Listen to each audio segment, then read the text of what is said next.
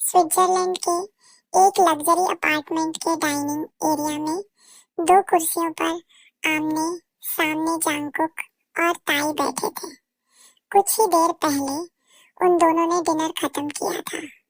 उसी समय ताई किचन में बचा हुआ केक फ्रिज में रख रही थी। तभी उसे अपने पीछे जांगकुक की मौजूदगी का एहसास हुआ। बिना पीछे मुड़े ताई ने जांगकुक से कहा, जांगकुक, तुम क्या कर रहे हो? कुछ करने का मन हो रहा है क्या? ये कहते हुए ताई मुड़ी और जांगकुक की तरफ देखने लगी, जो उसे गहरी नजरों से देख रहा था। जांगकुक ने ताई के सिर के दोनों तरफ फ्रिज पर अपने हाथ रखे और उससे कहा, बेबी, मेरा बहुत कुछ करने का मन हो रहा है और तुम जानती हो कि मैं वो करूंगा। ये कहकर जांगकुक ने कोई मौका दिए बिना अपने होंठ उसके होठों पर रख दिए। ताई की आंखें बंद हो गईं और दोनों एक दूसरे को पैशनेटली किस करने लगे। जांगकुक ने ताई को थोड़ा सा उठाया। बिना रुके जांगकुक उसे बेडरूम में ले गया। बेडरूम पहुंचकर जांगकुक ने ताई को बिस्तर पर लिटाया और किस ब्रेक किया। ताई ने लंबी सांस लेते हुए जांगकुक से कहा, इतनी देर तक किस? I was breathless. ये कहते हुए ताई ने जांगकुक की तरफ देखा, जो अपनी शर्ट के बटन खोल रहा था। फिर उसने बाहें सिकोड़ते हुए कहा, something dirty in your mind baby. ये कहते हुए जांगकुक घुटनों के बल बिस्तर पर आ गया। जांगकुक ने ताई के बालों को मुट्ठी में पकड़कर अपने होंठ उसके होठों पर रख दिए। किस करते हुए जांगकुक ने ताई को आराम से बिस्तर पर लिटा दिया और खुद उसके ऊपर आ गया। जांगकुक ने ताई के गाल को हल्के से काटते हुए कहा, baby, you are such a seductress. Tae ने कहा, आई वांटेड यू जांगकुक। ताई की बात सुनकर जांगकुक के चेहरे पर हल्की सी मुस्कान आ गई। जांगकुक ताई के कंधे पर किस करने लगा। ताई ने अपनी आंखें बंद कर ली और जांगकुक के बालों में अपनी उंगलियां फेरने लगी। जब जांगकुक थोड़ा पीछे हटा तो ताई ने एक लंबी सांस ली। जांगकुक ने ताई की गर्दन पर किस किया। ताई की आंखें बंद थीं और वो लंबी लंबी सांसें ले रही थी। तभी अचानक ताई ने हैरानी से अपनी आंखें खोल दी। उसने ऊपर देखा तो पाया कि जांगकुक उसी की तरफ देख रहा था और हल्की सी तिरछी मुस्कान उसके चेहरे पर थी। जांगकुक ने ताई के कान पर किस किया और उसके कान में फुसफुसाकर कहा, I am just doing that baby. उसके बाद दोनों अपने अपने एहसासों में खो गए। लगभग 3 घंटे बाद जांगकुक वॉशरूम से बाहर आया और उसने ताई को देखा, जो बिस्तर पर ब्लैंकेट लपेटे अपने फोन में कुछ कर रही थी। जांगकुक बिस्तर की तरफ बढ़ते हुए ताई से बोला, इट्स लेट बेबी, अब सो जाओ। ये कहते हुए जांगकुक बिस्तर पर बैठ गया, लेकिन ताई पर जैसे उसकी बात का कोई असर ही नहीं हुआ। भौहें सिकोड़कर जांगकुक ने उससे कहा, मैंने तुम्हें पहले ही सावधान किया था बेबी, इसलिए अब मुझसे शिकायत करने का कोई फायदा नहीं है। ये कहकर जांगकुक भी ब्लैंकेट के अंदर आ गया और ताई को अपनी तरफ खींच लिया। ताई ने अपना सिर जांगकुक के कंधे पर रख दिया। ताई ने कहा, लेकिन इतना भी होने की उम्मीद नहीं थी। जांगकुक ने ठंडे स्वर में कहा, तुम मेरी हो बेबी, मैं जब चाहूं तुम्हारे साथ रह सकता हूँ, इसलिए तुम मुझे ये मत बताओ कि मैंने कम किया या ज्यादा। ये कहते हुए जांगकुक की पकड़ और भी मजबूत हो गई। जांगकुक की बात सुनकर ताई ने अपना सिर उठाया और उसकी तरफ देखा। वो समझ गई थी कि जांगकुक को क्या हुआ है। ताई ने जांगकुक के सीने पर अपना सिर रखकर उसकी पीठ पर हाथ फेरते हुए कहा, मैं तुम्हारी हूँ, ओनली योर्स, ओके। ताई की बात का जांगकुक ने कोई जवाब नहीं दिया। उसने बस ताई को अपनी बाहों में और कसकर थाम लिया, जैसे उसे अपनी बाहों में छिपा लिया हो। ताई का सिर जांगकुक के सीने से लग गया। जांगकुक किसी भी हाल में उसे अपने से दूर नहीं करना चाहता। इतने सालों में ताई अच्छी तरह समझ चुकी थी कि वो जांगकुक के लिए सिर्फ उसका प्यार ही नहीं, बल्कि उससे भी कहीं बढ़कर थी। शायद वो ही उसका पूरा परिवार थी। जांगकुक हमेशा उस पर अपने हक को सबसे ऊपर रखता था। वो ताई का ख्याल रखता, उसे हर बात में संभालता, लेकिन उसे तकलीफ नहीं देता था। ताई जानती थी कि जांगकुक जैसा था उसे बदला नहीं जा सकता था, और ताई खुद भी उसे बदलना नहीं चाहती थी। जांगकुक जैसा भी था, उसके लिए वही ठीक था। लेकिन ताई के मन में बार बार बस एक ही बात आ रही थी।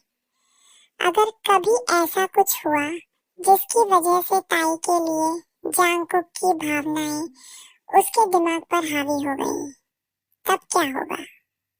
जांगकुक ने धीमी आवाज में कहा, आई लव यू बेबी। ये सुनकर ताई अपने ख्यालों से बाहर आई और हल्का सा मुस्कुरा दी। ताई ने जांगकुक के सीने पर किस किया और कहा, आई लव यू टू जांगकुक। ये कहकर ताई ने अपना सिर उठाया और जांगकुक की तरफ देखा, जो सामने की ओर देखते हुए किसी सोच में डूबा हुआ था। ताई ने जांगकुक के गाल पर किस किया और कहा, लगता है मुझसे भी ज्यादा जरूरी कुछ हो गया है। मेरे साथ होते हुए भी तुम किसी और बात के बारे में सोच रहे हो। ये कहते हुए ताई लगातार जांगकुक की तरफ देख रही थी। जांगकुक ने ताई की तरफ नजर घुमाकर कहा, मेरे दिमाग में सिर्फ तुम ही रहती हो, सिर्फ तुम। ये सुनते ही ताई की धड़कन तेज हो गई। जांगकुक ने ताई को बिस्तर पर लिटाया, उसके माथे पर किस किया और कहा, मुझे तुम्हारी हार्ट बीट बहुत पसंद है बेबी। ताई ने अपना चेहरा जांगकुक के सीने में छिपा लिया और आंखें बंद कर ली। जांगकुक ने भी ताई को अपनी दोनों बाहों में कसकर भर लिया और अपनी आंखें बंद कर ली।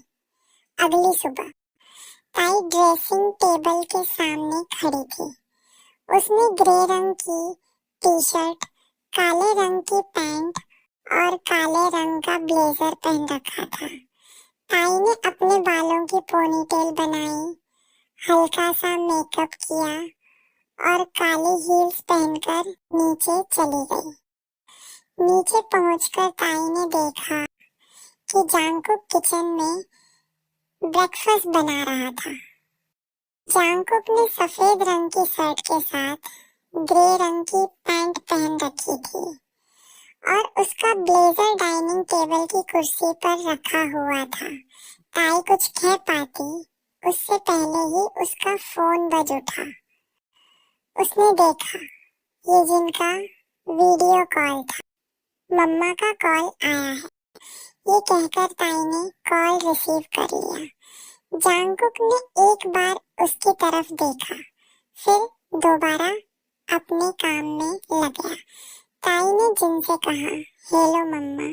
जिन ने उसकी बात बीच में ही रोकते हुए कहा, तुम दोनों शादी कब करोगे? It's already 6 years। जिनकी बात सुनकर ताई ने जांगकुक की तरफ देखा, जो बिना किसी प्रतिक्रिया के अपना काम कर रहा था। जिन ने फिर कहा, सुन रही हो ना ताई, मैं क्या कह रही हूँ? तुम दोनों शादी कब करोगे? या फिर बिना शादी के ही ऐसे साथ रहने का प्लान है? ताई ने जिनसे कहा, मम्मा हम शादी तो करेंगे ही, बस एक बार सब कुछ सेटल हो जाए फिर। जिन ने उसकी बात काटते हुए कहा, और कितना सेटल होना है? जांगकुक इतना बड़ा प्रोफेसर है और तुम एक साइकियाट्रिस्ट हो। You both are famous in your field. अब और क्या चाहिए?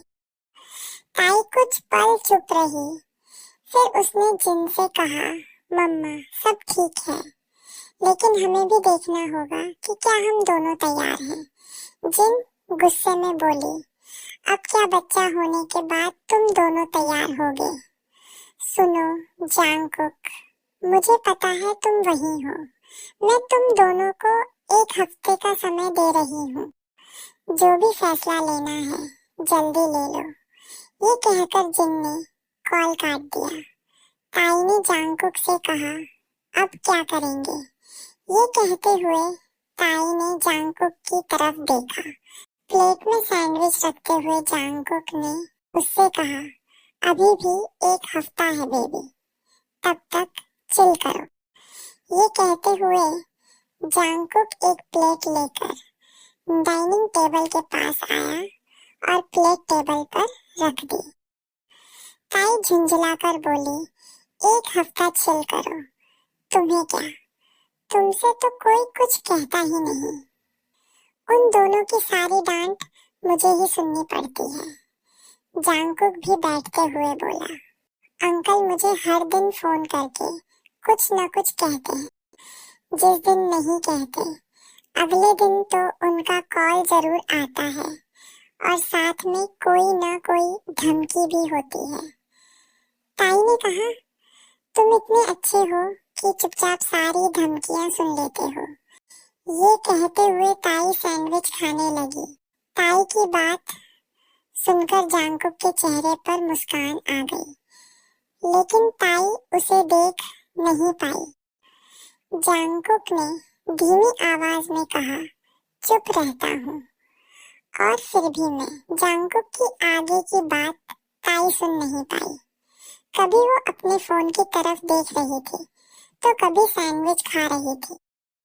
जांगकुक ने ताई के हाथ से फोन लेकर कहा, बेबी पहले आराम से नाश्ता कर लो, ये सब बाद में भी हो जाएगा। ताई ने कहा, मैं बस ये देखना चाहती थी कि आज मेरी कितनी अपॉइंटमेंट्स हैं। ये कहते हुए ताई जांगकुक की तरफ देख रही थी।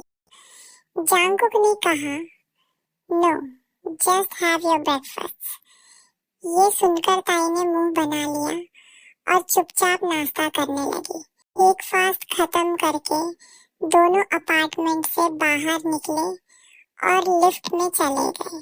जांगकुक ने ताई से कहा, किसी भी केस को लेकर ज्यादा चिंता करने की जरूरत नहीं है और तुम एक साइकियाट्रिस्ट बनी हो मेरे जैसे लोगों की मदद करने के लिए, लेकिन इसका मतलब ये नहीं कि तुम खुद को टेंशन दो। ताई ने जांगकुक की तरफ देखा और फिर कहा, मैं ये बातें हर दिन सुनती हूँ। अब तो मुझे पूरी की पूरी लाइन का हर शब्द याद हो गया है। रिलैक्स, मैं खुद पर ज्यादा दबाव नहीं डालूंगी। जांगकुक ने उससे कहा, ठीक है, जाओ लंच कर लेना। ताई ने भी जांगकुक के गाल पर किस किया, अपनी गाड़ी में बैठी और वहां से चली गई। जांगकुक भी अपनी गाड़ी में बैठकर कॉलेज के लिए निकल गया।